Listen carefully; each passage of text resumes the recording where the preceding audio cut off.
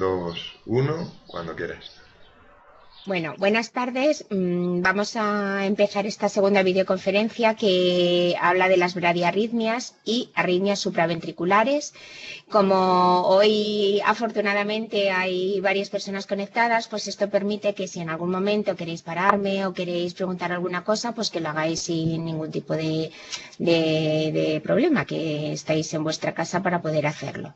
Bueno, vamos a empezar ya porque es verdad que juntar las dos cosas pues es un poquito complejo este tema. Entonces, las bradiarritmias, pues lo primero que tenéis que recordar es de la clase anterior y de todo el sistema de conducción normal del corazón. La verdad es que tenía que haber empezado esto con la diapositiva normal que pusimos el otro día, pues del nodo sinusal, luego el nodo auriculoventricular, luego que el impulso va por el haz de His, las ramas izquierda y derecha, las fibras de Purkinje, o sea, todo el sistema de conducción, ¿de acuerdo?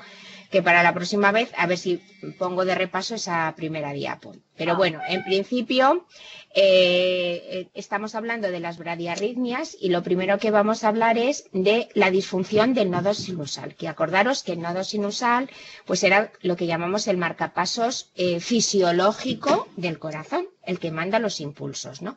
Bueno, pues dentro de esta disfunción pues tenemos una serie de patologías de mayor o menor gravedad, como son la bradicardia sinusal, las pausas o paradas sinusales, luego el bloqueo de salida sinoauricular, que es cuando no pasa del nodo sinusal a la aurícula, la incompetencia cronotrópica y luego también dentro de lo que es la disfunción del nodo sinusal estarían también incluidos por la fibrilación auricular, o sea, pues las arritmias, digamos, fibrilación auricular, flúter, porque está también implicado el nodo sinusal, porque no funciona. Entonces también se meten aquí este tipo de arritmias, aunque luego las explicamos en el otro apartado. Y por lo tanto, pues lo que se denomina el síndrome bradicardia-taquicardia.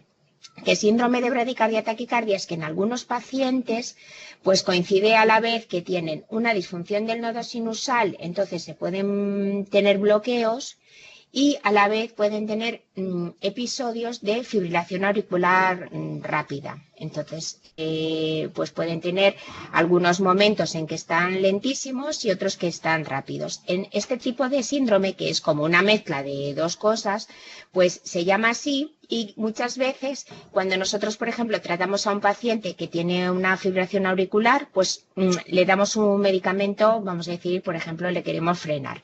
Pero como a su vez tiene este síndrome, se pone muy lento. Entonces, cuando queremos tratar las arritmias rápidas, se pondría lento, con lo cual se les acaba poniendo un marcapasos para que así podamos tratar con confianza las rápidas, porque sabemos que si se pone lento ya tiene su marcapasos, ¿vale? Que esto es la particularidad que tiene este síndrome como tal, que puede coexistir en ese mismo paciente pues los dos tipos de arritmias, tanto lentas como rápidas. Bueno, entonces pasando a la bradicardia sinusal, que esto es lo que todo el mundo conoce, pues bradicardia sinusal conocemos cuando el nodo sinusal pues emite, digamos, o da impulsos pues a menos de 60 latidos por minuto. Que esto, por ejemplo, pues sabéis que es muy normal en chicos jóvenes, en atletas, en niños que están entrenados en, bueno, lo normal, ¿no? Y que esto en realidad no implica ninguna patología. Luego ya tenemos el típico caso del paciente que te viene a la consulta, pues que a lo mejor tiene 70 años y lo ves de esta forma, muy lento. Entonces hay algunos pacientes que te dicen, yo es que siempre llevo el corazón lento desde siempre. Y el señor a los 70 años lo tiene lento, no toma ninguna medicación, porque lo primero que hay que descartar es que tome alguna medicación bradicardizante. Y si el señor está asintomático, pues no habría que hacer ninguna actitud, sino bueno, recordarle que si alguna vez empezara con algunos mareos o síncopes, volviera, ¿vale? O sea que esto sería bradicardia sinusal asintomática en gente más mayor, ya mayor de 60, 70 años, pues un poco de vigilancia, pero tampoco si no tienen nada, pues no hay que asustarse. Bueno, a continuación Pues esta diapositiva se entiende muy bien porque es lo que se llama la pausa o parada sinusal. Es decir, que el nodo sinusal, que como hemos dicho, pues es el predominante, el fisiológico, el marcapasos fisiológico, pues está estimulando, aparece la onda P, pasa el impulso, el QRS igual, y en un momento dado, de repente se queda como mudo. Es decir, que no lanza ningún estímulo y entonces aparece, pues eso como el nombre dice, una pausa o parada sinusal. Y luego ya es como si bueno, no es como, es que se recupera y vuelve a lanzar el estímulo, ¿de acuerdo? Entonces, pausitas pequeñas. Cuando ponemos un holter de 24 horas, que por ejemplo no lo pusiéramos a mí, a cualquier persona que no tenga ninguna patología, pausitas pequeñas de hasta 2,5 segundos y sobre todo por la noche son normales, ¿vale? Pero las pausas ya de 3 segundos o más son infrecuentes y cuando ya encontramos en un holter pausas así, pues justifican la implantación de marcapasos y sobre todo, por supuesto, si los pacientes están sintomáticos.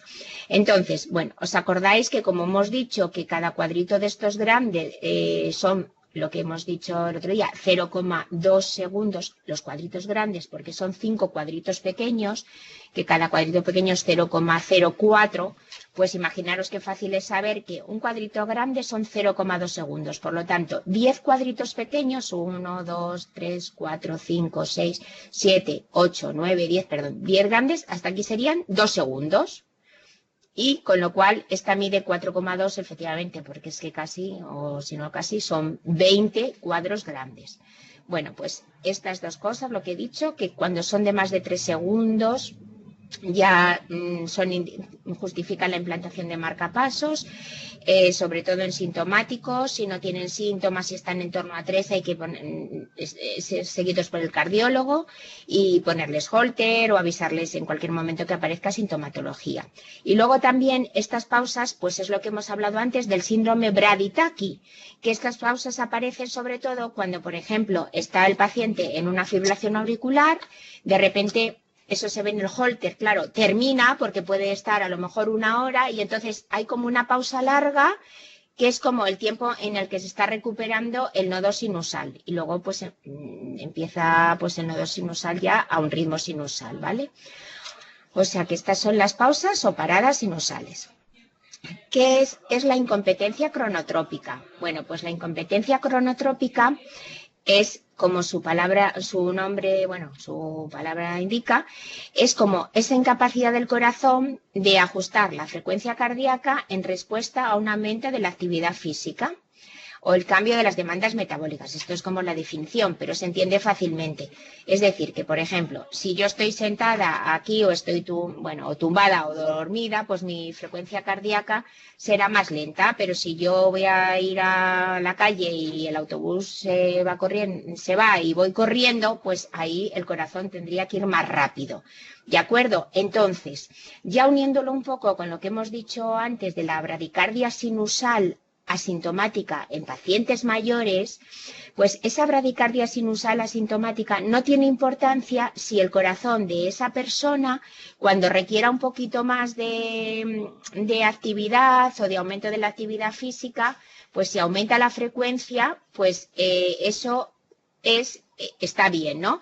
Lo que es peligroso es que ese corazón se mantuviera en 50 latidos y no lo aumentara, y eso es lo que se llama incompetencia cronotrópica. Entonces, ¿qué criterio utilizamos para saber esto?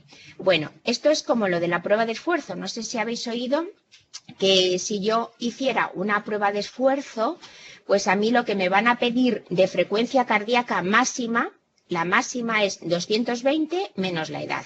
Por ejemplo, si tengo 50 años, pues 220 menos 50 serían 170 latidos. Mi corazón basalmente puede estar a 80. Bueno, pues yo empezaría a hacer la prueba de esfuerzo y yo llego a mi máxima esperada cuando llegue a 170 latidos.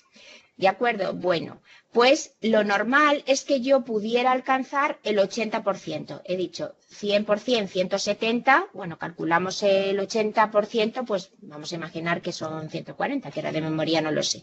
Bueno, pues mi corazón debería llegar haciendo o sea, esforzando, claro, no parándome la prueba en el primer estadio, sino con esfuerzo y haciendo un par de estadios, debería llegar mi corazón a 140 latidos. Entonces, esto es lo que se llama incompetencia cronotrópica. Por eso, a ese señor, yo lo he visto hacer, por ejemplo, entre los compañeros arritmólogos, que a lo mejor le consulto, este señor de 75 años es que está a 50, no toma ninguna medicación, él dice que no le pasa nada y me dice, ponlo a correr un poquito en la cinta, a ver cómo responde su frecuencia cardíaca. Entonces lo pones a caminar y entonces veo que se taquicardiza, que no se te va a taquicardizar mucho, evidentemente, pero si veo que se taquicardiza, pues eso es buena señal, ¿de acuerdo? Entonces esto es lo que se llama este concepto de incompetencia cronotrópica. Y ya después de esto, pues ya pasamos al bloqueo de la conducción AV. Es decir, estamos ya en el nodo sinusal y ahora pasamos, ¿por dónde va el impulso? El impulso va del nodo sinusal al nodo auriculoventricular.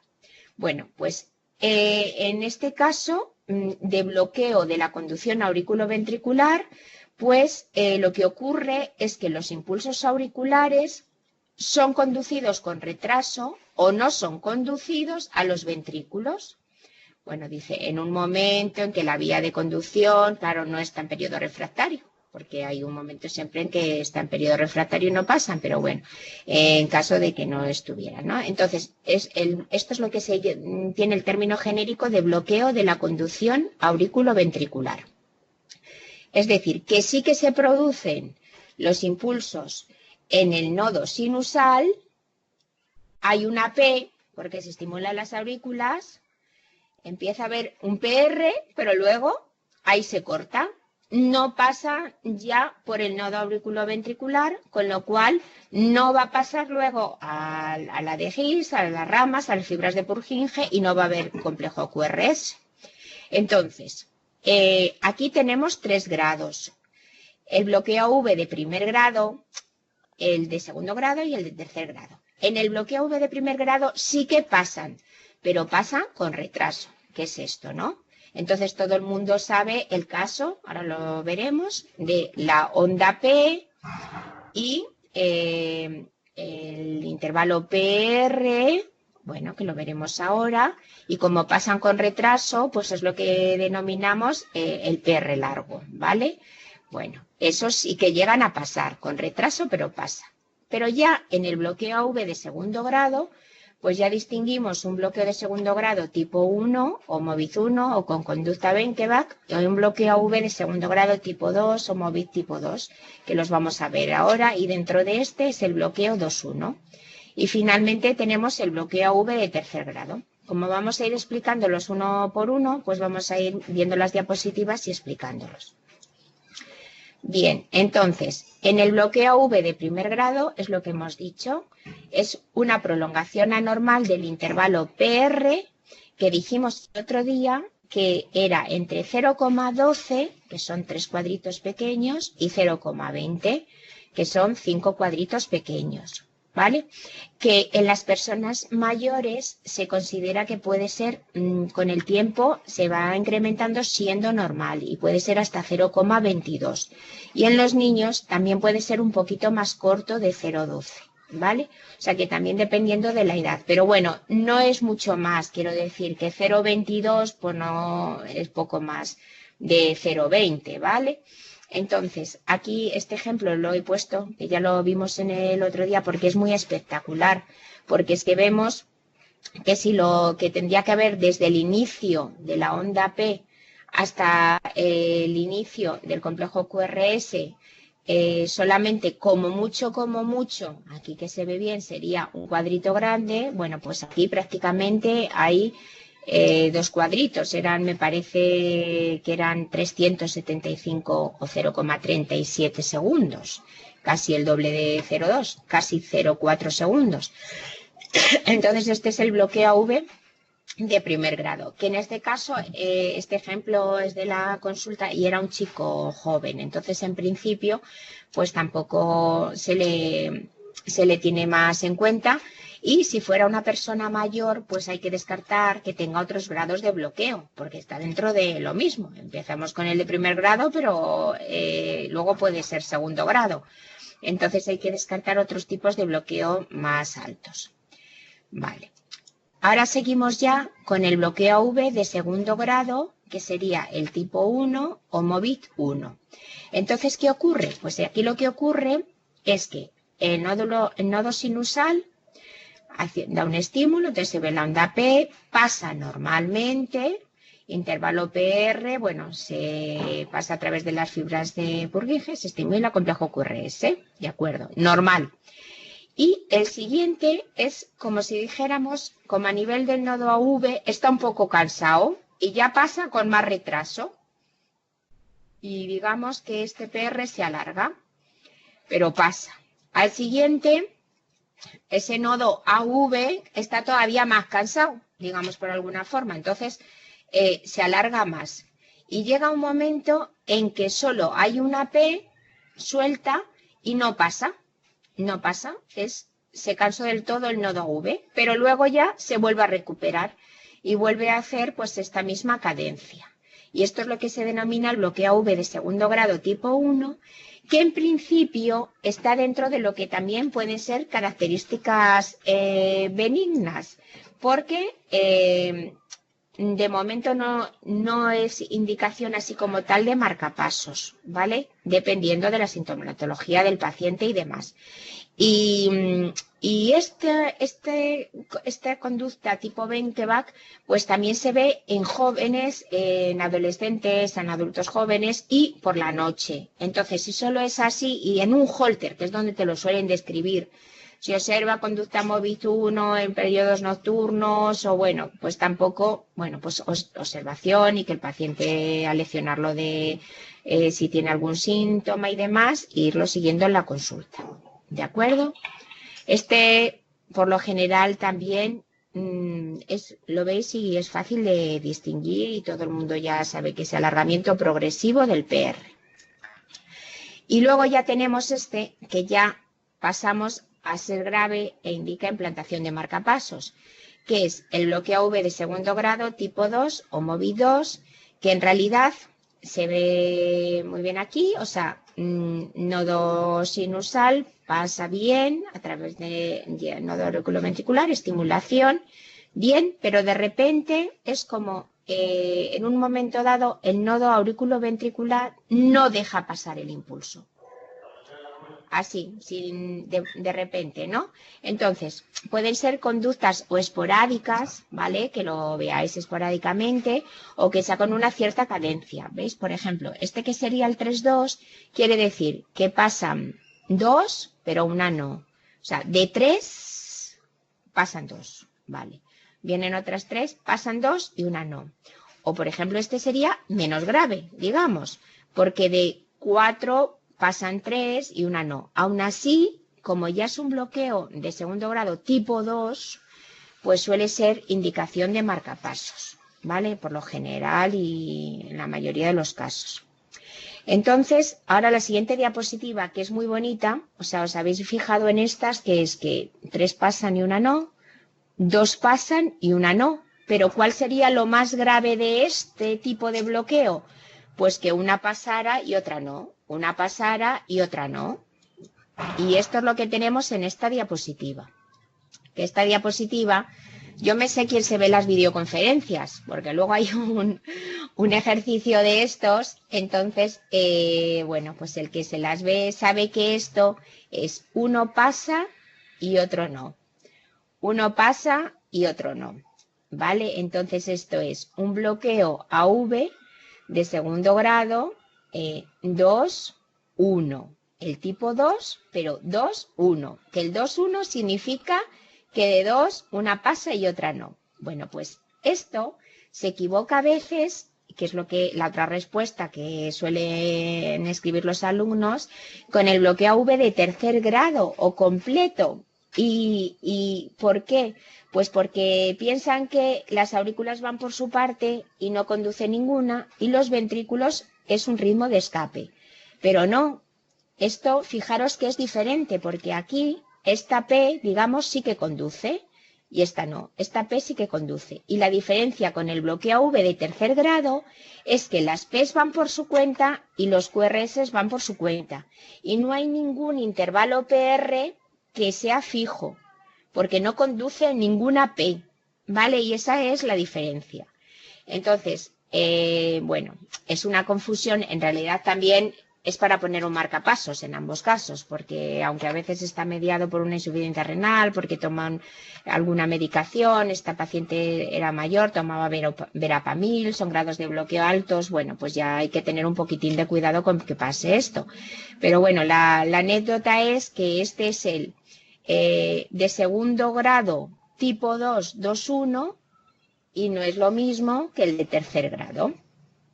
Y mirad, esta anécdota os la cuento, que esto es lo que es, porque yo a través de mi blog pues puse este electro y lancé una encuesta anónima, que es lo mejor, porque cuando lanzas encuestas anónimas para ver cómo está el nivel de las personas te contestan, ¿no? Si yo ahora digo, a ver, María Luisa, ¿qué es esto? O Mónica, o Jimena, pues da como un poco así como de reparo decirlo, pero si lo veis en encuesta anónima, pues contesta todo el mundo. Bueno, pues fijaros que puse una serie de respuestas que son, esto es un bloqueo de tercer grado, esto es un bloqueo de segundo grado tipo 1, el Moviz 1, casi nadie lo confundió. Luego esta era la respuesta verdadera, la del bloqueo V de segundo grado 2.1, y luego, bueno, pues no se me ocurría ninguna pregunta y lo que puse era una bradicardia sinusal con onda U prominente, la onda U de la que hablamos el otro día, diciendo que esa P era otra, esa segunda P era una onda U. Bueno, pues como veis, las respuestas mayoritarias que esta es la correcta, pero hubo bastantes personas, un 30%, que consideraron, aun viéndolo bien, y aunque la respuesta era anónima y tenían para pensarlo, que era un bloqueo AV de tercer grado. Esto así, las cosas con anécdotas parece que luego se quedan mejor cuando las veáis en las urgencias. Bueno, pues ya ahora tenemos la diferencia con lo que sería el bloqueo auriculoventricular de tercer grado, porque aquí, exacto, ninguna onda P, ningún impulso auricular es conducido, es decir, ninguno se sigue de un QRS. Hay una disociación completa aurículo-ventricular. Y normalmente las frecuencias auriculares, que son las sinusales, son superiores a las ventriculares, porque las ventriculares son ritmos de escape. Entonces, fijaros la diferencia. Aquí vemos una onda P, además este electro precioso, porque se ven tú aquí ves una onda P. Vaya, aquí parece que puede haber una P. Si coges un papel y entonces dices, anda, si es que coincide que esto son onda P. Aquí faltaría, no faltaría, es que está aquí dentro. Aquí está la onda P. Estos son impulsos del nodo sinusal, que van con su cadencia siempre a la misma. Pero ninguna de ellas se conduce, porque este QRS no es conducido de esta P. Y este tampoco, ¿vale? Estos son las P's por su cuenta y luego, como no pasa ninguno, pues ¿qué hace el corazón? Pues el corazón tiene mecanismos de defensa, claro. Pues aparece un ritmo de escape y este caso, por ejemplo, que este es el de la pega, este ritmo de escape es un QRS muy estrecho, lo que quiere decir es que es supragisiano, o sea que está muy alto, porque el escape puede ser o muy altito, muy cerca del nodo auriculoventricular, o muy ventricular, y entonces aparecería eso que asusta mucho, esos ritmos de escape que son con QRS muy anchos, porque son infragisianos, que hay que correr porque se puede bloquear en cualquier momento, ¿de acuerdo? Y por eso este es el que da un poco la pega con el anterior, porque este QRS pues es estrechito, porque es un escape muy alto, o sea, muy cerca del nodo auriculoventricular, supragisiano, ¿de acuerdo? Bueno, pues esto, con esta definición, con la disociación completa, es lo que se denomina el bloqueo auriculoventricular de tercer grado. Y bueno, pues nada, quizá he resumido así todo, pero que esto es lo más importante que hay en los bloqueos.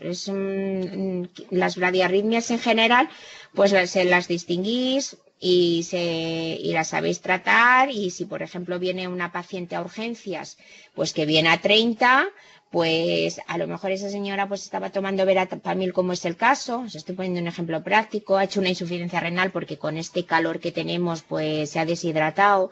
El potasio lo tiene 6 y ella viene a 30 y toma verapamil. Entonces, en principio, por ejemplo, en ese caso, que puede ser, por ejemplo, es un bloqueo AV de segundo grado, incluso, pues ahí le pondríamos, o sea, yo lo que hago es poner un marcapasos transitorio, porque está muy lento, o sea, a lo mejor, bueno, si te viene a 45, 50, pues, y ella está bien con las constantes, pero si no, marcapasos transitorio se pone muchas veces hasta que un poco se lave, ¿sabes? Se lave, ¿no?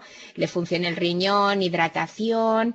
Y bueno, pero sí que es verdad que en estos casos casi todo el mundo de urgencias sabe cómo actuar, ¿no? O la señora a veces vienen, por ejemplo, no se han sincopado como tal, pero empiezan a hacer insuficiencia cardíaca, porque vienen muy lentos y eso pues también vienen con síntomas de insuficiencia cardíaca en esos casos, ¿vale? Pero bueno, yo realmente creo que esto sí que en general lo domináis en las urgencias, los casos de los bloqueos. Y ahora vamos a pasar ya a este grupo importante que son ya más complicado, veréis que es más complicado desde el punto de vista, digamos, científico, de estudiar o de tratar de saber qué es una cosa u otra, pero que luego son dos cosas a efectos prácticos en las taquiarritmias supraventriculares, ¿vale? Entonces también al final, pues con un poco de práctica, pues podéis dominarlas. Vale, esta diapositiva es una clasificación que hay muy buena, que por eso se lo he puesto, de un doctor, que es el doctor Almendral, que es un arritmólogo de aquí de Madrid, que es conocido, que se dedica a hacer estudios electrofisiológicos y demás, o sea, cosas ya, ablaciones y demás. Y entonces escribió un artículo en la Revista Española de Cardiología, que os pongo aquí la referencia, creo que está colgada en los materiales del curso, ¿vale? Pero si no, esto es acceso libre, o sea que lo podéis encontrar. Entonces me gustó la clasificación porque es súper sencilla. Entonces dice, las taquiarritmias. Por las taquiarritmias pueden ser o supraventriculares o ventriculares. Ahora estamos en las supraventriculares. Y las supraventriculares se distinguen en dos grandes grupos dependiendo de si solamente necesitamos el tejido auricular, que son las taquiarritmias auriculares, o cuando el nodo AV es necesario para mantener la arritmia, que son las que se llaman las taquicardias de la unión aurículo-ventricular. Vale, entonces, de aquí, estoy segura, todos conocidos. Cuando solo el tejido auricular es necesario, pues las taquiarritmias auriculares pues son fibrilación auricular, flúter auricular y la taquicardia auricular, ¿vale? Y cuando el nodo AV es necesario, las taquicardias de la unión, pues tenemos la taquicardia reentrante nodal, cuando solo participa el nodo AV. Dentro de estas tenemos la común y la no común. Ojo, 75% de los casos es una forma común, con lo cual siempre hay que pensar en lo más corriente. Y este tipo de taquicardias, que es la que os van a liar, que no las vamos a estudiar, que no vamos a hablar de ellas en la charla. Y que estas, de la participación de la vía accesoria, son las que están en lo que se llaman las taquicardias que se pueden producir en el síndrome de Wolff-Parkinson-White. Sabéis que eso se caracteriza porque existe otra vía accesoria que tú cuando le haces el electro basal a un paciente que tiene un Wolff, se puede ver ahí los signos del Wolff-Parkinson-White, que es, en principio, no tienen por qué tener taquicardia, están en ritmo sinusal, pero que estos pacientes son más susceptibles de hacer taquicardias. ¿De acuerdo? Entonces estas son las de vía accesoria que no las vamos a estudiar aquí. Que os las podéis repasar, están escritas en los apuntes. Y bueno, pues diré haré un par de menciones de cosas básicas aquí que me habéis preguntado en otros cursos, ¿vale? Entonces os lo haré, pero estas no las vamos a tratar aquí. Bueno, empezamos, seguimos. Bueno, pues la fibrilación auricular todo el mundo lo conoce, que son intervalos, no hay P, no hay ondas P, porque no hay ondas P del nodo sinusal. Son, pues eso, intervalos RR regulares, unas ondas pequeñas irregulares, denominadas ondas F de fibrilación auricular, que son como si dijéramos que el tejido auricular en sí, pues cada onda que echa tendría que conducirse, pero gracias a Dios no conduce cada onda, porque hay un filtro que es la conducción AV, pues está filtrando, ¿no?, a nivel del nodo auriculoventricular. Pero generalmente, cuando una persona cae en FA, os habéis visto en las urgencias que llegan bastante rápidos. Es decir, que pasan bastantes. A veces pues caen en una FA lenta, pero bueno, lo normal es que si una persona de 50 años pues cae en FA, por lo que sea, pues caigan rápidas. Es decir, imaginaros lo que sería casi incompatible es que cada onda P pues pasara, ¿no? Porque sería una frecuencia altísima. Como el nodo AV también tiene periodos refractarios, pues pasa en un grado variable. Y entonces la respuesta es variable y los intervalos RR pues también son variables. Por lo tanto, hay una arritmia completa que se llama auricular y ventricular. Y luego el QRS, como ya se mantiene todo desde el nodo auriculoventricular, es de una morfología similar al ritmo sinusal.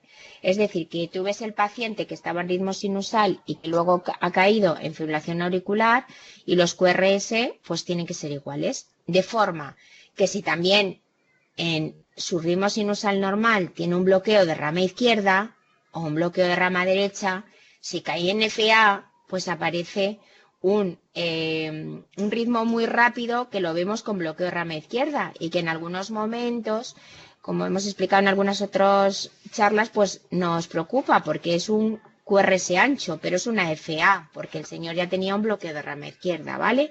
Y por eso, bueno, pues estas situaciones pues dan un poco de agobio en la urgencia, hasta saber qué es y cómo está el paciente.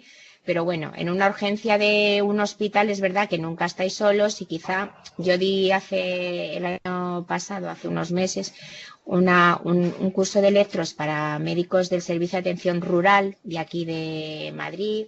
Y sí que es verdad que en atención rural, ahí en Buitrago de Lozoya, en San Martín de Valdeiglesias, pues no es lo mismo que estar en un hospital y que te llega un paciente con una arritmia, ¿vale? O sea que es verdad que ahí sí que uno se pone un poquito ya pues más estresado, ¿de acuerdo?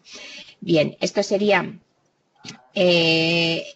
una fibrilación auricular más o menos rápida. Vemos que no se pueden distinguir ondas P sinusales, que la línea es errática, que bueno, hay pequeñas ondas que uno a veces, pues hay residentes que dicen, pero a mí es que esta P me parece que sí conduce y que esta puede ser sinusal. Bueno, pero es que no hay nada luego que se le parezca, ni la P tiene la morfología que hemos estudiado en el electro, los RR son irregulares, o sea que muchas veces hay veces que uno piensa tanto que al final, en vez de ver fácil y decir, pues esto es una FA, pues se piensa tanto que se llegan a poner cosas que son erróneas, ¿vale? Esta es una fibrilación auricular normal y corriente, ¿de acuerdo?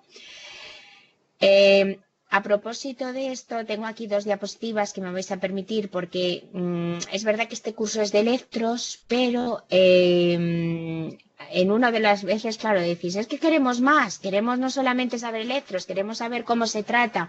Bueno, pues estas 2 diapositivas, en atención a 2 laboratorios que están financiando algunos de los que hacéis o que han hecho este curso, ¿no? La inscripción, pues algunos laboratorios, si os lo pedís, pues os escriben, ¿no? Entonces, 2 cositas sencillas, y es que la fibrilación auricular, sabéis que es una arritmia de las más frecuentes, que esa arritmia de las más frecuentes va aumentando con la edad, que está asociada a ciertas patologías que puede ser un valvular, ¿no? Una persona que tenga una estenosis mitral de toda la vida, pero también hay una fibrilación auricular no valvular y que se relaciona generalmente pues con edad mayor, con hipertensión arterial y que por definición todo el mundo asocia que la fibrilación auricular hay que anticoagularla, ¿vale? Entonces, bueno, he puesto la otra diapositiva de un nuevo anticoagulante oral, porque hasta ahora sabéis que ha sido el Sintrón, por definición, 100 años o no sé cuánto llevará el Sintrón. Entonces, una fibrilación auricular hay que anticoagularla. Y luego, ¿cuándo se anticoagula? Pues hay una escala, que es la escala esta de CHAD2-VASc, en que se va asignando una serie de puntos.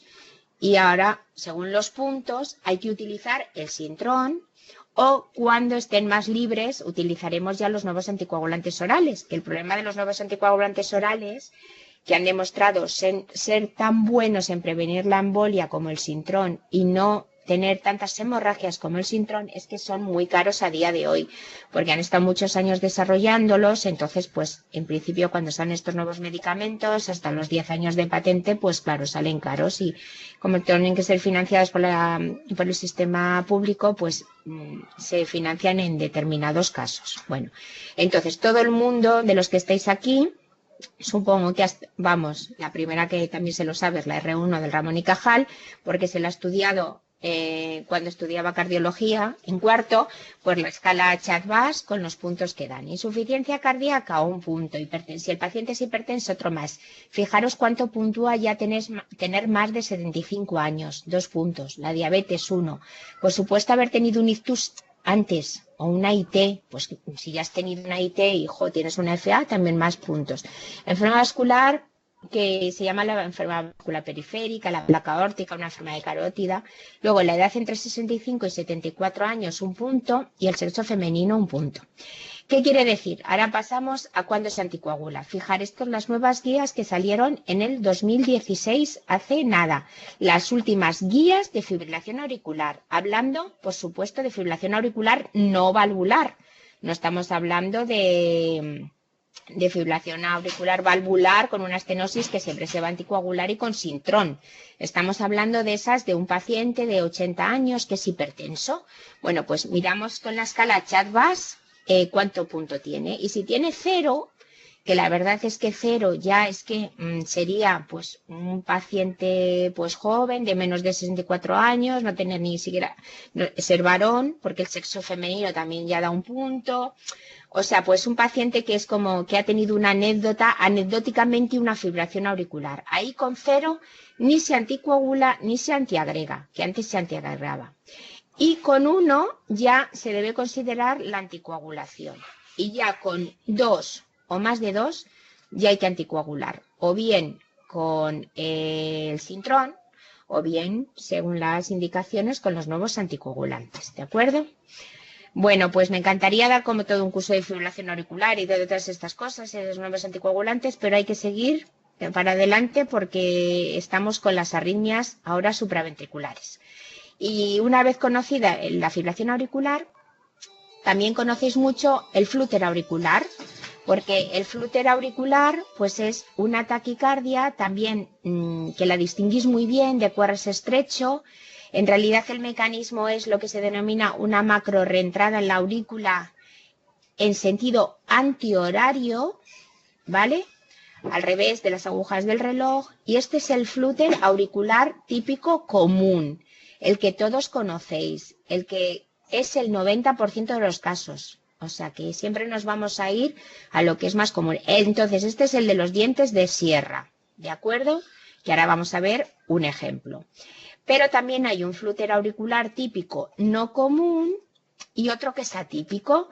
Y son aquellos pues que, por ejemplo, como el común es el de la aurícula izquierda, pues el no común y el atípico pues son... El no común es que es en sentido horario y el atípico es que se produce en la aurícula derecha. Entonces, se van a distinguir por las morfologías de los electros. Pero que os cuento, que conocemos todo es el común, el de los dientes de sierra, el que, digamos, vamos a distinguir todos, las ondas F grandes de flúter, que van rápidas y que suelen ir a 300, es decir, separadas un cuadro grande. Y luego los complejos QRS, como hay un bloqueo de la conducción auriculoventricular, pues ya al ritmo que van variando. Suelen ser rítmicos, pero como a veces pasan de 4 ondas 3 o de 3, 2, pues a veces no es tan rítmico, ¿vale? Entonces este es el flúter auricular típico común. ¿Qué ocurre con 90% de los casos de los flúter? ¿De acuerdo? O sea que nos quedan el otro porcentaje, pues para este flúter, que aunque es no común, que se produce igual en la aurícula izquierda, pero en sentido horario, pues también tiene unas ciertas características que podríamos decir, bueno, parece que hay también dientes de sierra, o sea que este también nos atreveríamos con él, diríamos que es un flúter. La F en cara inferior, en el común es negativa y aquí es positiva. Pero que muchas veces esto, lo hemos mal llamado, equivocado, o yo sé que yo también lo decía antiguamente, eso de, es un fibriloflúter, como vemos que aquí lo vemos porque es una tira, pero a mí si me lo ponen aquí y la tira fuera aquí, pues diría, están arrítmicos, no veo P's, bueno, pues este tipo de cosas. Aún así, lo que estábamos diciendo, distinguir este tipo de arritmias, y ahora que os pongo un ejemplo, os pongo un electro y saber si es típico, común, típico, no común, atípico, esto muchas veces lo sabe el arritmólogo al ver el dedo C, pero que nosotros no tenemos tampoco por qué saberlo distinguir también, pero sí a efectos prácticos. Es decir, que si llega muy rápido y llega inestable, pues hay que cardiovertir o ponerle medicación bradicardizante, o si ya estaba con sintrón, vamos a decir, y ha caído en flúter y estaba anticoagulado, se le puede intentar poner fármacos para cardiovertirlo, también farmacológicamente. O sea, lo que sí hay que saber es qué hacer con él, ¿vale? Sobre todo en las situaciones de las urgencias. Y, por ejemplo, ¿veis? Este es el atípico.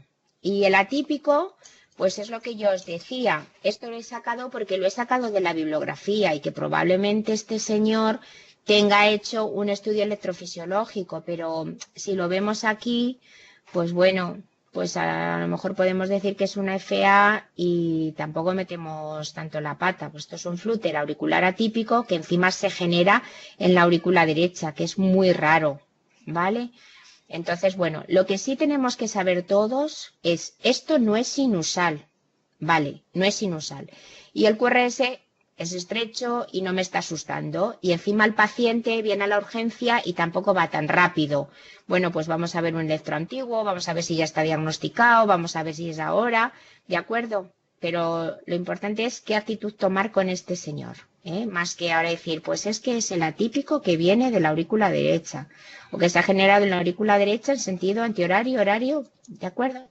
Vale, y ya me diréis este es otro ejemplo que he cogido de la literatura de un flúter auricular atípico, que yo aquí ni veo ondas Fs ni veo ondas nada, ¿vale? Y que lo mismo que vosotros me pasa a mí, que el único sitio donde se distinguen bien, para que miréis, puede ser aquí en V1, que son estas puntitas que se ven.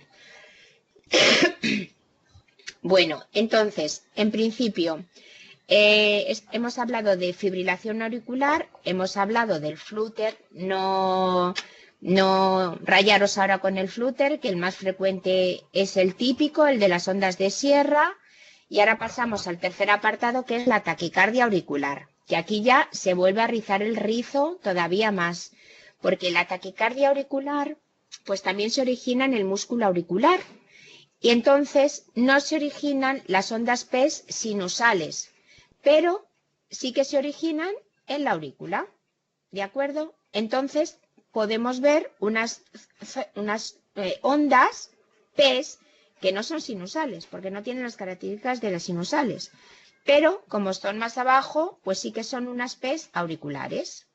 Entonces, la taquicardia auricular, las ondas P se verían bien, con una frecuencia de salida entre 100 y 240. Tienen diferente morfología y eje eléctrico que la onda P sinusal, porque sabéis que la onda P, por definición sinusal, era positiva en todas las derivaciones, menos en AVR. Bueno, si esta onda P Ahora ya la siguiente diapositiva ya es para un poco liaros todo, pero para que salgáis de aquí no pensando que qué difícil es esto, sino qué de cosas hemos aprendido y luego las vamos a repasar. Pues claro, la onda P de esa taquicardia auricular pues puede salir muy arribita, muy cerca de la onda P, de lo que sería el nodo sinusal, pero puede estar muy abajo, muy cerca del tejido auricular inferior. Entonces, claro, dependiendo, pues esa onda P está más cerca del QR, suele estar más cerca del QRS siguiente, ¿vale? Y, bueno, la última cosa es que el QRS es estrecho, porque la conducción luego, auriculoventricular, el QRS es estrecho, a no ser que haya un bloqueo de rama, como hemos dicho antes, con la fibrilación auricular, ¿vale? Pero mirad, os voy a decir una cosa, que este recuadro es el más importante de todos. Si nos llega un paciente muy rápido, y yo no sé si estamos ante una taquicardia auricular, es rítmica, ¿vale? O una taquicardia nodal, pues que es el otro grupo que teníamos a la derecha, que no hemos pasado todavía, que estamos en el tejido auricular, pues hay una cosa muy sencilla, que si le ponemos adenosina, normalmente las auriculares no responden a adenosina, mientras que las nodales, las taquicardias intranodales, sí que responden a adenosina. Entonces, si son auriculares, la adenosina lo que hace es bloquear el nodo auriculoventricular y esas se abre, que es lo que se suele decir, y ya se ven por ahí ondas P, que no son sinusales, pero y no se quita, entonces ya es una taquicardia auricular. ¿De acuerdo? Entonces, bueno, pues en las taquicardias supraventriculares, donde sí participa el nodo auriculoventricular, que no las hemos empezado a estudiar todavía, la adenosina la interrumpe, pero en las taquicardias auriculares la adenosina no interrumpe la arritmia. ¿Cuánto de frecuente es una taquicardia auricular? Pues bueno, como la mayoría de las veces que yo he visto, pues son la fibrilación auricular, el flúter, una taquicardia supraventricular intranodal, y estas auriculares no son demasiado frecuentes, ¿de acuerdo? Vamos, poco frecuentes. Y a veces es que es tan rápido y van tan rápidas que no se llega a saber más que luego cuando se hace el estudio electrofisiológico, ¿de acuerdo? Porque mirad, esto es una clasificación que intenta ser sencilla de las taquicardias auriculares. Esto es una cosa de los electrofisiólogos, pero si yo tuviera un electro, pues bueno, podríamos atrevernos todos los que estamos aquí a ver esa taquicardia auricular de dónde se produce. Entonces, taquicardia auricular, se tiene que ver una onda P que no es sinusal, ¿vale? Entonces, empezamos. Imaginaros que digo, pues en AVL veo una P negativa. No es sinusal, porque la P en AVL tiene que ser positiva. Bueno, sí. Entonces, si ya la P es negativa en AVL, significa que esa taquicardia se está generando en la aurícula izquierda. Pero, ¿en qué parte de la aurícula izquierda? ¿Más arriba o más abajo? Fácil. ¿Más arriba o más abajo? Fácil. Si en 2,3 y AVF la P es positiva, ese nodo auricular está muy cerquita del nodo sinusal, con lo cual en 2,3 y AVF son positivas. Pero si está muy abajo, con lo cual la aurícula luego se despolariza en sentido inverso, digamos, hacia arriba, pues en 2,3 y AVF son negativas. Y es que está más abajo el foco. Y ahora me vais a decir, como me dijeron los del Servicio de Atención Rural, pero para mí esto lo mando a la mierda, ¿qué más me da a mí? Efectivamente, quiero decir, si estoy en un sitio de urgencias, pues, incluso esto es ya como para reflexionar, como para tener el electro de 12 derivaciones, como para llevármelo a casa y luego decir, bueno, pues no soy electrofisiólogo, pero me encanta esto y voy a ver si coincide luego, que es saber por el electro dónde se genera esa taquicardia. Y esto es una cosa pues más científica, intelectual, pero que a efectos prácticos no la vais a necesitar. Y os voy a poner el ejemplo siguiente. Mirad, esto es una taquicardia auricular. Cualquiera lo diría. Mira, yo veo aquí un ritmo muy rápido, es regular. Los QRS son estrechos. Yo diría taquicardia supraventricular de QRS estrecho. Y a lo mejor me quedo aquí y digo, trae para acá adenosina. Y le pondría adenosina y en este caso, pues no se quitaría, pero porque yo ya sé que es una taquicardia auricular. Le pongo adenosina, se abriría y probablemente vería unas ondas PES diferentes a las sinusales. Y luego, una vez pasado el efecto de la adenosina, volvería a caer en esto. ¿Vale? Entonces, lo que estoy queriendo decir es que con el anterior esquema que os he puesto, ¿vale? El esquema actual, a mí ahora decirme, a ver, la P de AVL, ¿es esta la P? ¿Es esta la T? Veis que es bastante difícil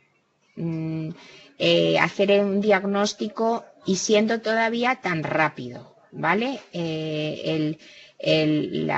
La frecuencia a mí no me da, o sea, os lo cuento todo esto porque yo soy muy práctica, soy una cardióloga clínica que me pongo en vuestro lugar y si ni yo misma, pues a lo mejor esto me lo llevaría a casa, lo miraría o una vez que ha pasado me lo llevo ahí, estoy de guardia, me lo llevo a la consulta, lo vuelvo a remirar.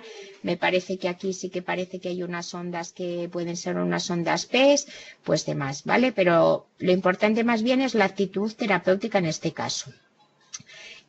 Ahora voy a poner otro que parece que se ve mejor, porque esta es una taquicardia auricular que tiene una conducción 2-1, porque en la otra era una conducción como si dijéramos 1-1, es decir, que se ha generado un impulso en una zona de la aurícula y todo pasa al QRS. Y entonces aquí no vemos dónde está la P.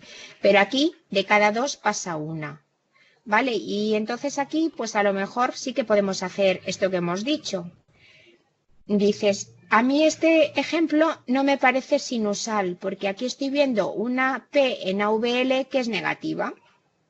Y seguiríamos con el algoritmo que hemos visto antes.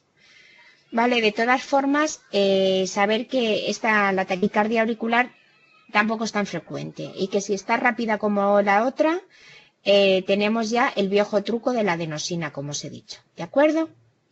Bueno, entonces, recordad, volvemos un poquitito a repasar. Hemos visto la primera diapositiva de la clasificación de las taquiarritmias supraventriculares y hemos hablado aquellas en las que participa el tejido auricular, que eran fibrilación auricular, flúter y taquicardia auricular. Y ahora vamos a estudiar aquellas otras en las que no participa el tejido auricular, sino que es el nodo auriculoventricular. Y aquí dijimos que había dos tipos. Uno que es la intranodal, ¿vale? Y otra es la de la vía accesoria, que estas son las del Wolf. ¿De acuerdo? Entonces que estas no las vamos a tratar. Vamos solamente a hablar de las intranodales, que son muy bonitas y son fáciles, pero sí que voy a decir dos apuntes de estas. Lo digo al final. Entonces, la intranodal, la taquicardia se produce, o sea, se genera dentro del nodo auriculoventricular, que está dividido en dos vías, una vía lenta y una vía rápida. Entonces, dentro de estas intranodales, o de la unión del nodo auriculoventricular, tienen distintos nombres, ¿vale? Pues vamos a pasar al siguiente, porque lo vamos a ver, la taquicardia reentrante nodal. Bueno, para empezar, saber qué es la taquicardia supraventricular más frecuente en general, ¿vale? O sea que si yo viera el electro que os enseñé antes de la taquicardia auricular, como estoy diciendo que la reentrante nodal es la más frecuente, pues a lo mejor, pues por atenerme a algo diría, pues es más probablemente que sea nodal, no auricular, porque la más frecuente es la reentrante nodal, 75% de las series, que también se llama intranodal por reentrada de la unión AV, reciprocante de la unión, y que hay una relación 2:1 a favor de las mujeres. Y dentro de esta nodal hay una que es la común y otra que es la no común. Y la común es el 90% de los casos. O sea que para que veamos una no común, tenemos que haber visto 9 reentrantes nodales comunes y una que nos venga es no común. Entonces, en la nodal común es la que se llama la típica o la lenta rápida, porque el impulso baja por la vía lenta y sube por la rápida. Que esto, si lo queréis estudiar, pues vale, pues hay que aprendérselo de memoria, la verdad. Y la nodal no común es al contrario, ¿vale? Entonces, cosas, ahora vamos a ver un ejemplo y ya verás qué chulo cómo se ve esto, que además se ve muy bien. Mirad. La taquicardia reentrante nodal común, que es la más frecuente, porque la nodal es en 75% y dentro de ellas el 90% son comunes y se produce aquí, aquí sí que he dibujado el sistema de conducción. Digamos que la taquicardia se produce en el nodo AV. Entonces, ¿qué pasa? Pues que del nodo AV el impulso tiene que ir hacia las aurículas y hacia los ventrículos. Entonces, ¿qué ocurre? Que como prácticamente es simultáneo,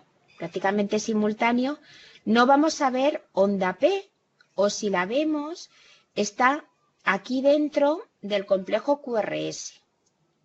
Lo que vemos son complejos QRS muy rápidos, estrechos, porque bueno, el paciente tiene un ritmo estrecho, y no distingo ondas P porque está aquí metida o inmediatamente detrás del QRS.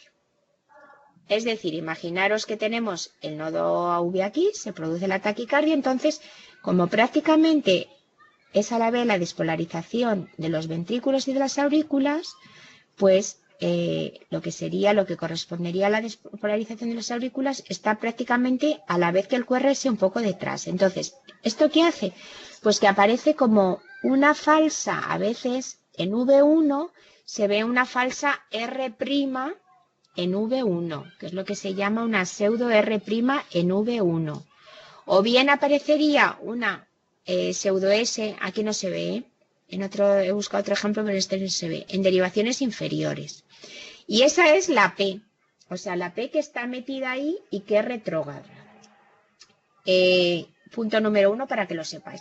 A veces lo que dicen es, sería muy bueno, dice este artículo de Almendral, que tuviéramos un electro de este señor normal, pero que porque hubiera venido y tuviéramos un electro normal. Y entonces al ver la diferencia y al ver esa pseudo R', ya sabremos que es una taquicardia, que esta R entrante nodal común. Y la otra puntualización, pero bueno, que a veces no tenemos el electro, ¿vale? O sea que nos tenemos que guiar de lo que tenemos en ese momento. Y otra puntualización es que esta taquicardia, como este es el complejo QRS y la P está aquí, se llaman de RP corto.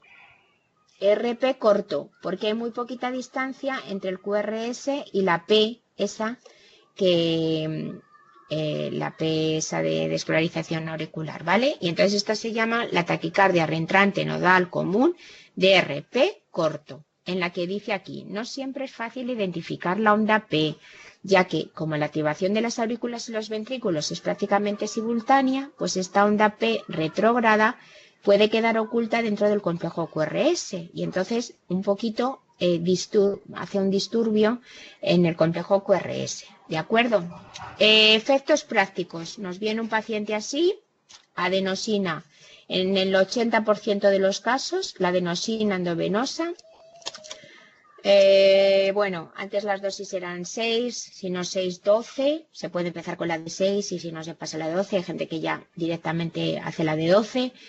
se pasa como un calor, el paciente nota así como una rubicundez, tal, pero se pasa rápido y después a veces de una pequeña pausa o gran pausa, como ha pasado en algunos casos, pues depende de la susceptibilidad, pero bueno, normalmente no suele haber grandes problemas con la adenosina, pues ya pasa a ritmo sinusal. Y esta es la reentrante nodal común. ¿Qué pasaría en caso de que fuera una reentrante? Esto es curiosidad. He visto dos a lo largo de mi carrera. Que cuando la no común, pues cuando tenemos la no común, que es la vía, baja por la vía rápida y sube por la lenta, que es muy raro, pues la onda P, así como hemos dicho que caía la otra en el complejo QRS, la onda P esta onda P correspondería, digamos, al complejo este QRS. No es que vaya delante de esto, sino que es la retrógrada. Entonces esta es la famosa os lo digo porque una vez que veis este electro no se os va a olvidar, pues es la famosa de RP largo. Hemos dicho que en esta, como la P está aquí, es RP corto, y en esta, como la P está aquí, es de RP largo, porque este QRS y esta P corresponden a la despolarización del mismo impulso, solo que tarda más en llegar a la aurícula y por eso es RP largo. Y tenemos una P negativa en derivaciones inferiores e isoeléctrica en la derivación 1. Cosas muy puntillosas que os estoy diciendo. ¿De acuerdo? Esta también sería una reentrante nodal no común, que también como participa el nodo se quita que se emplea también se emplearía adenosina también. Bueno, entiendo que así dicho y a lo mejor si no los hemos estudiado antes y tal, y yo todas las veces de verdad que este es el capítulo que más me repaso, porque es que se te vuelve a olvidar lo que es la parte teórica, que luego yo digo que a efectos prácticos pues es más fácil y casi todos no tenéis ningún problema, entre otras cosas porque una taquicardia supraventricular por definición no amenaza la vida. Entonces, a no ser que tengamos pues muy rápida y el paciente esté inestable, que en todo caso siempre damos cardioversión, pues no es una taquicardia ventricular, ¿de acuerdo? Entonces, te da un poco de tiempecito a pensar o a consultar o a ver qué tratamiento se le pone en ese momento. Y bueno, y luego el ritmo acelerado de la unión, que ya estudiaremos el de la unión también de auriculoventricular, pues imaginaros que es un ritmo que se genera pues ahí en el nodo AV y que por lo tanto pues a veces tampoco se ve la P porque la P es retrógrada y ya está pues metida a veces en el complejo QRS, como si fuera que toma el marcapasos del corazón es el nodo AV. Es el que no funciona el sinusal y sale el nodo AV como en rescate, ¿de acuerdo? Y a veces, pues claro, es un complejo más ancho porque está más bajo. Está más bajo ya se genera un complejo un poquito más bajo que hacia los ventrículos. Y bueno, y esto es lo fácil que os quería decir, pues fijaros, ¿no?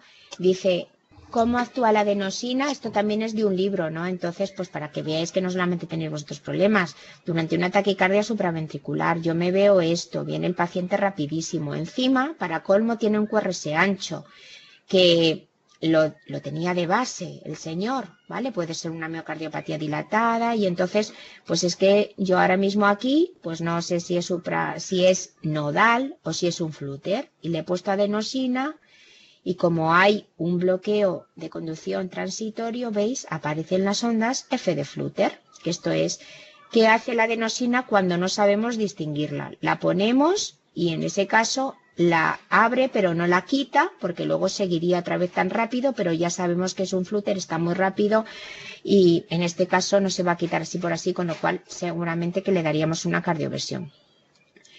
Mientras que si en este caso de una tira, que yo también la veo así, anodina, porque esto es una tira, pues veis, aquí se le ha puesto adenosina y aquí ya ha saltado al ritmo sinusal, que es un poco, bueno, lo de fijarnos las bondades de la adenosina.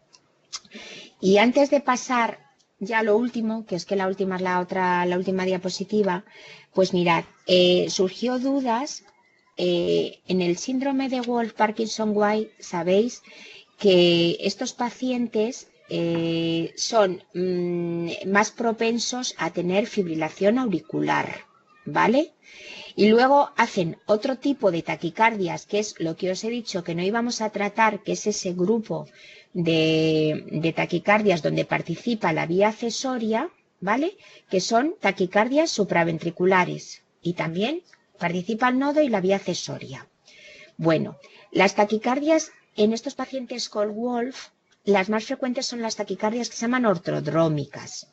Y entonces, en esta taquicardia ortrodrómica baja el impulso por la vía normal, con lo cual el complejo QRS es normal. No se observa la aberrancia de la vía.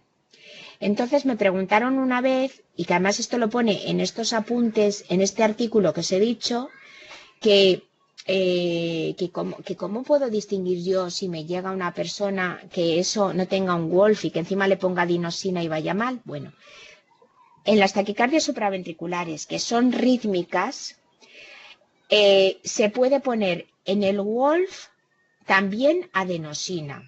Lo estoy diciendo porque ahora voy a decir otra cosa muy importante. Si es una taquicardia supraventricular intranodal con participación de vía accesoria, ortrodrómica, no se va a ver en el electro la vía, nos va a parecer normal. Pues digo, pues a ver si meto la pata. No, se puede, o sea, sí, no voy a meter la pata, se puede poner adenosina. Pero si un Wolff hace una fibrilación auricular, ojo, en la fibrilación auricular de los Wolff no se puede poner, porque además es que te entra y te hace una fibrilación ventricular, ni adenosina, ni digosina, ni amiodarona, ni nada de lo corriente. Lo mejor es dar una cardioversión. Pero estamos hablando de dos cosas distintas, ¿eh? Estamos hablando de una taquicardia supraventricular de un Wolff, que sí se puede dar adenosina para probar a ver si se quita, y de una fibrilación auricular con aberrancia en un Wolff, que no se pueden poner la mayoría de los medicamentos que se dan en una FA. ¿De acuerdo? Entonces, eso es una de las preguntas que, como no lo había explicado en esta charla, luego en los apuntes lo pone.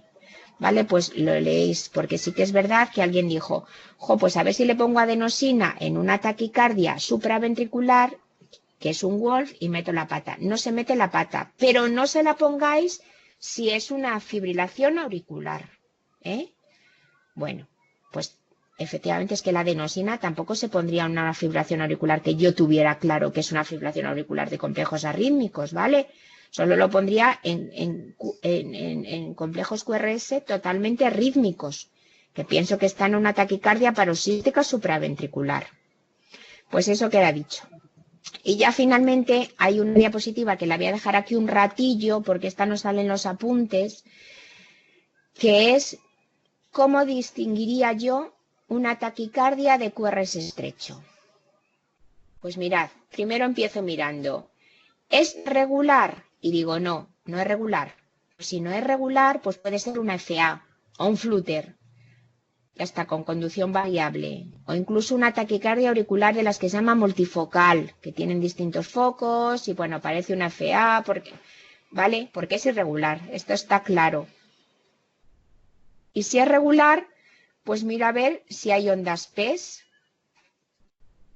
¿Vale? Entonces, bueno, te dice aquí, es que aquí te dice, si la frecuencia auricular es mayor que la ventricular, sí, bueno, aquí mete el flúter auricular, porque os he dicho que el flúter auricular de dientes de sierra a veces es muy regular, porque si, por ejemplo, puede pasar 2-1, 2-1, y las ondas son, o sea, los QRS son regulares. Bueno, pues flúter auricular. Pues las ondas de aurículas son mayor, las ondas auriculares van a más frecuencia que los QRS. Pero si no, es decir, que van 1-1, ya tenemos que analizar eso del RP. Y entonces ya tenemos lo del RP corto, que sería, bueno, aquí te pone todas las posibilidades, pero vamos a hablar de una taquicardia intranodal, y bien la de RP largo, que es la taquicardia intranodal, bueno, no común, aquí sería la común, y esta es la no común. ¿De acuerdo? Bueno, es como pone aquí también todo lo que significa, porque hay distintas cosas. Pero bueno, este esquema lo encontré dentro de lo que cabe, dentro de lo que serían las arritmias así en general, bastante facilito para tener unas ideas así un poco claras. ¿Vale? Y ya no tengo ninguna más, porque es que esta clase es espesa. Tenéis que, la verdad es que cuando habláis en los apuntes, en la encuesta, pues siempre decís que el tema 6 es complicadísimo, pero tiene que estar. Pues el que se pueda aprender poquito a poquito, el que pueda aprender un poco más, pues un poco más. Pero vamos, que tiene que estar y vosotros estáis haciendo un curso ya para aprender algo un poquito más avanzado. A ver, ¿alguna preguntita fácil? Que quizá tenéis que a lo mejor volverlo a oír y luego hacer ejemplos, me imagino. Yo lo tengo que volver ahí. Sí, porque es que, a ver, Al final tienes ya una empanada mental. eso es lo que te iba a decir. Es que además, es que es verdad, porque empezamos diciendo, oye, pues no, que es muy fácil, que esto es fácil, que lo estoy entendiendo, pero empiezas ya y cuando llegas a la taquicardia auricular, que ya no sabes de dónde va para arriba o para abajo, ya luego te metes exactamente y al final ya dices, bueno, ya me he perdido desde el principio. Sí. Pero es verdad, pero bueno, si lo oís y luego os estudiáis los apuntes y os hacéis un esquemita vosotros y demás, pues lo podréis llegar a dominar Más también, llevadero. ¿vale? Sí, eso es. Bueno, pues Bueno. nada, un saludo a todos, muchísimas gracias y Muchas gracias. en la siguiente nos volvemos a ver en las arritmias ventriculares, ¿vale? ¿De acuerdo?